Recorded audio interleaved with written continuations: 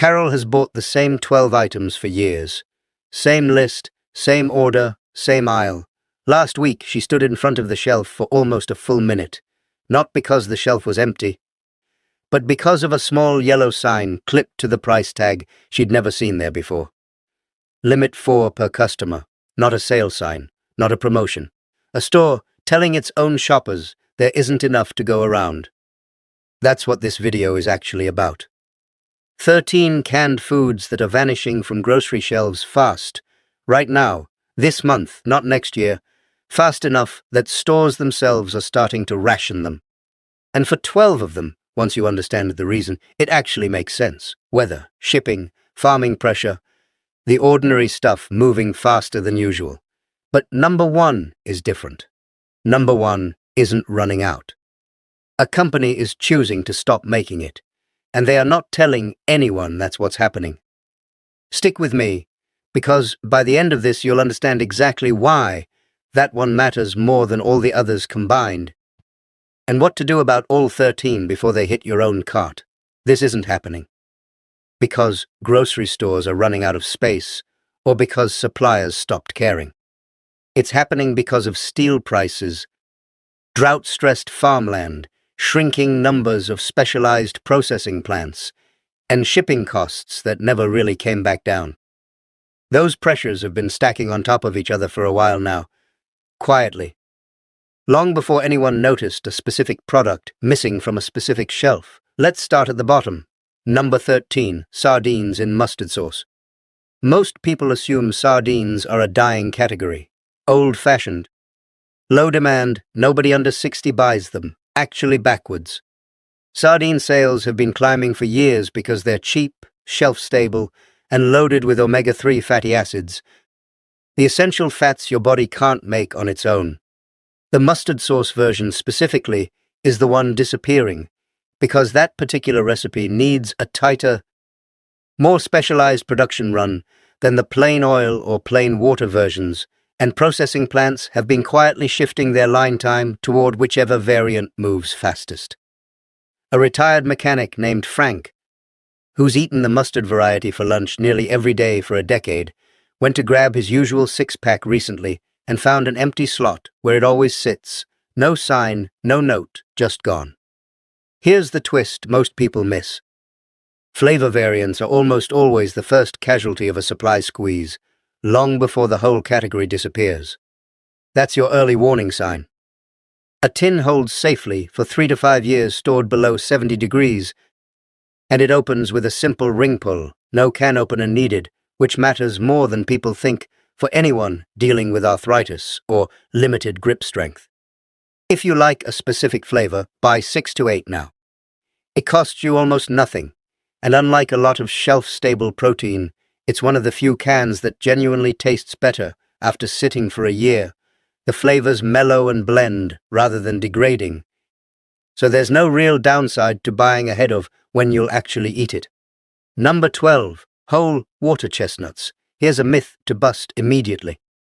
People assume water chestnuts are a niche item stores are simply choosing to drop. They're not being dropped by choice at all. Nearly all canned water chestnuts sold in the US are grown and hand-harvested from flooded paddies in China because no mechanical harvester does the job efficiently. When labor costs climb in that region, or a growing season underperforms, there's no domestic backup because water chestnuts essentially aren't grown commercially here at any real scale. A lot of what looks like an American shortage isn't an American problem at all. It's a single country dependency wearing a grocery store label. Hold on to that idea, because it comes back later on this list wearing a completely different disguise. If this is something your household actually uses, buy 2, not 1. A single can sitting alone in the back of a cabinet doesn't fix a sourcing gap that could last an entire growing season, and once that gap opens, there's no domestic backup crop waiting to fill it the way there might be, with something grown across multiple US regions. Numbers 11, canned corned beef hash. Most people assume this is simply about beef prices. That's part of it, but the real mechanism is the can itself. Hash requires a thicker steel gauge than a vegetable can because the product is dense, and thicker steel means the price of the can absorbs metal cost swings harder than a can of green beans ever will. When steel prices climb, hash is often one of the first dense protein items quietly discontinued in weaker markets before manufacturers touch their higher margin lines. A single 12-ounce can is a complete calorie-dense meal, protein and starch together, no side dish required, which makes it one of the most efficient shelf-stable meals per dollar that exists. If your household eats it, 4 to 6 cans is a reasonable buffer. And for a family with young kids, it's worth having simply because it can be eaten cold, if the power ever goes out, and a hungry toddler doesn't care about presentation. It also stores safely for a genuine 3 to 5 years, unopened in a cool, dry space, which makes the cost of buying a few extra now essentially nothing compared to what you're actually getting, a full protein and starch meal that needs no stove, no water, and no cleanup. Number 10.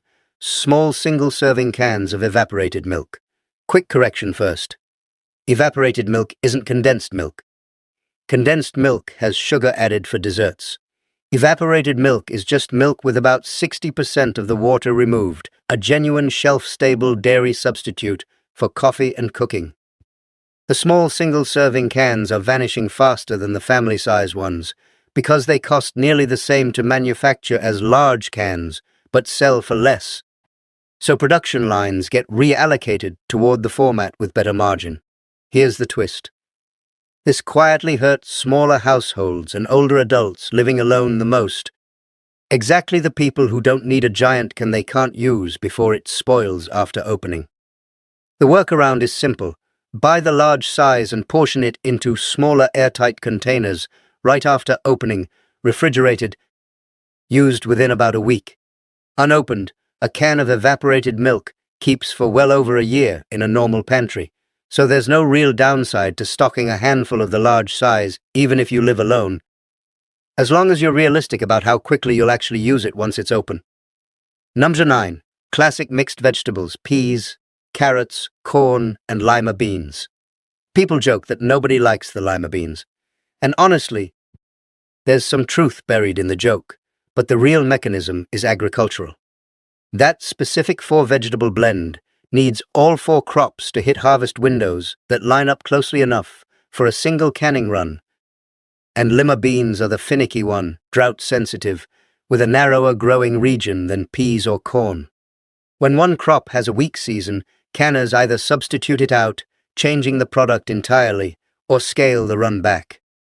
This is the kind of problem that compounds quietly, a shortage in one crop, rippling into a completely different product category that most shoppers would never think to connect.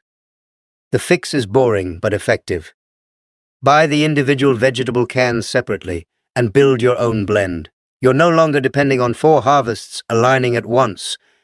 And honestly, most households end up preferring their own mix anyway once they realize they can skip the ratio they never liked in the first place.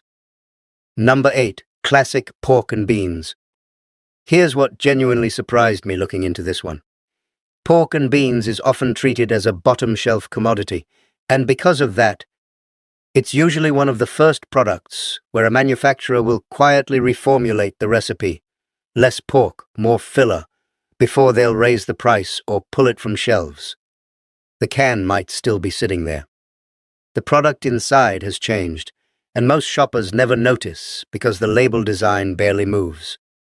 A shopper named Renee, who's bought the same brand for 15 years, only caught it because she happened to flip the can over out of habit one day and saw pork listed 4th on the ingredient panel instead of 2nd. Check the ingredient list, not just the front of the can. Beans themselves are one of the cheapest, most nutritionally dense sources of plant protein and fiber you can store, and a case of them holds for years at almost no cost.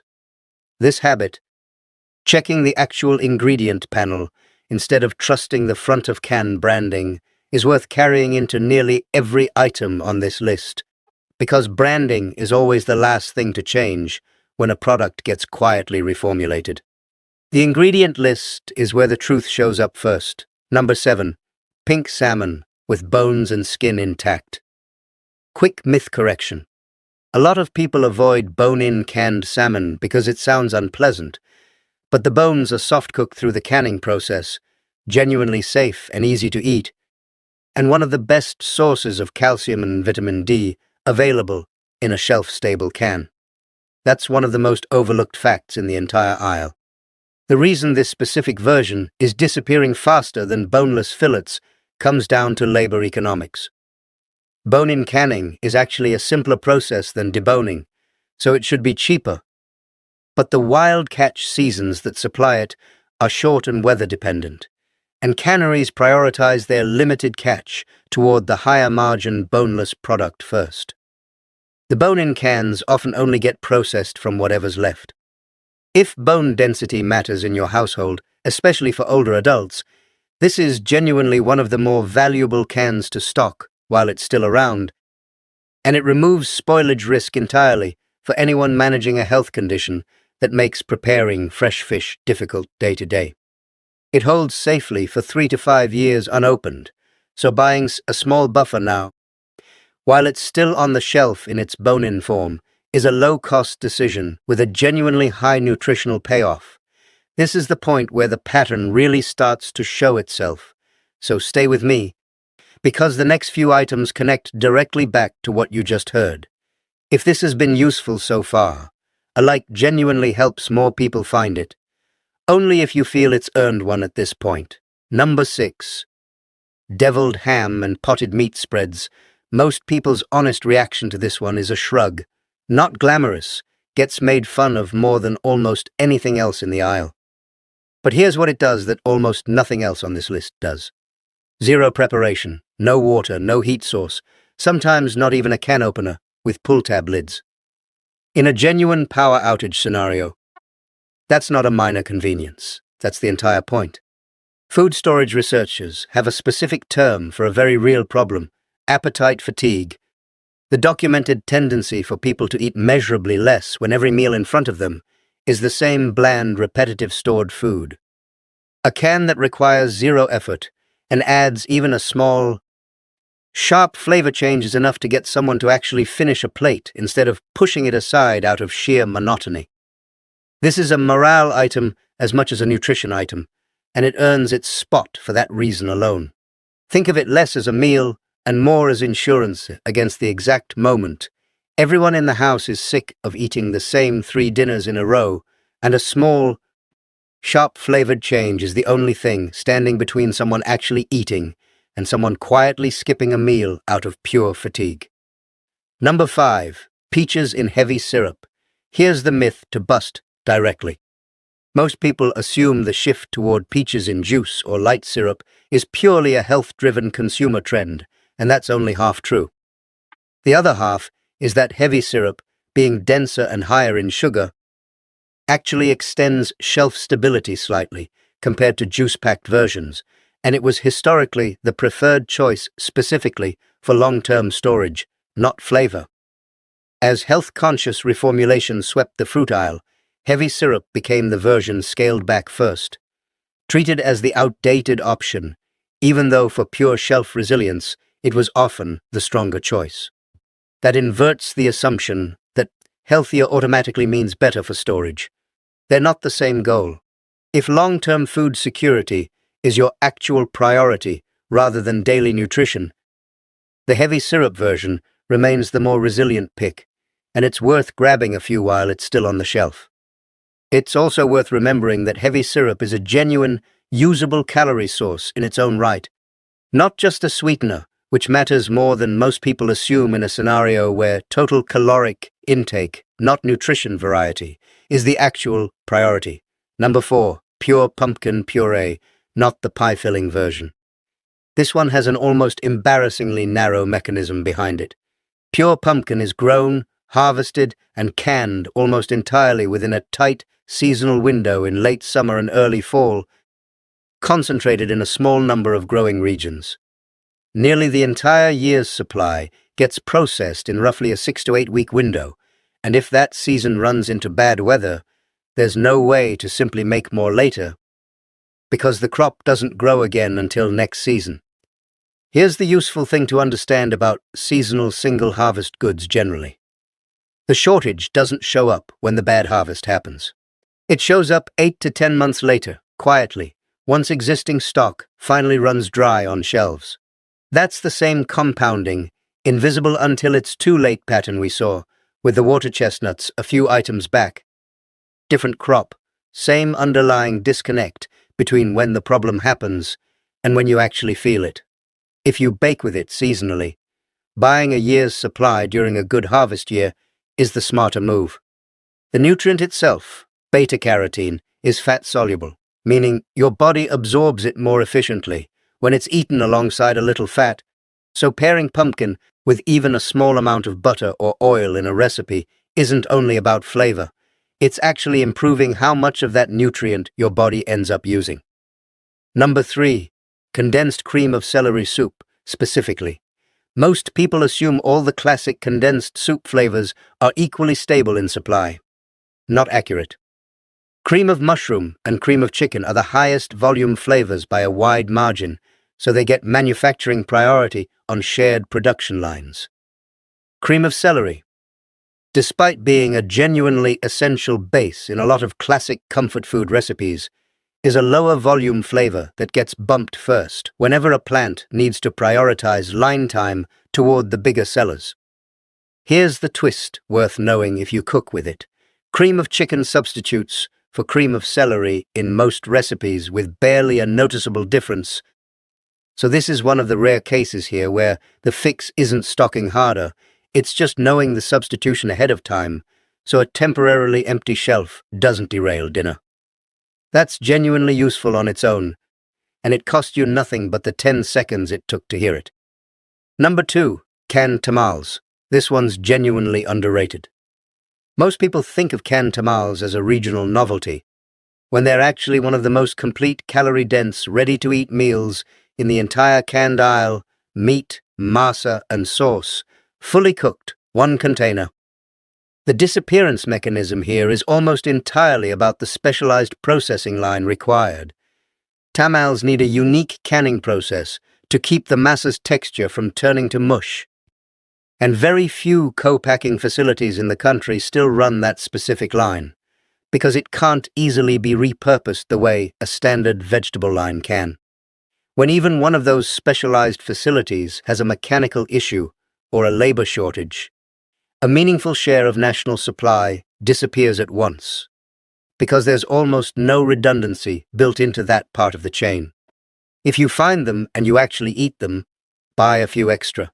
The supply behind this one is thinner than it looks, and that's true of anything on a shelf that comes from a single specialized line rather than one that can be shared across a dozen different product types. The more unique the process, the fewer backup facilities exist when something goes wrong, and the longer any disruption takes to resolve. And that brings us to number 1. This is the one where the reason actually matters more than the item itself. So pay attention here. Canned tuna packed in oil, not water. Remember Carol from the beginning of this video, standing in front of that small yellow sign, limit 4 per customer, on a can she'd bought without a second thought for years. One of the items behind that sign was oil-packed tuna. And here's what makes this one different from every single item before it on this list. Every other disappearance we've covered has an external cause behind it: a drought, a shipping route, a labor shortage, a narrow harvest window, forces nobody chose, pressure that simply landed on the supply chain from the outside. Number 1 is not that. Number 1 is a decision. Oil-packed tuna has quietly sat next to the far more popular water-packed version for years, the one that dominates the diet-friendly shelf positioning that's shaped grocery demand for decades. Here's what almost nobody catches, and it's the single most important piece of knowledge on this entire list. Oil-packed tuna is a meaningfully more calorie-dense, more efficient shelf-stable protein source, because the oil adds usable fat calories, and fat carries more than double the calories per gram compared to protein or carbohydrates.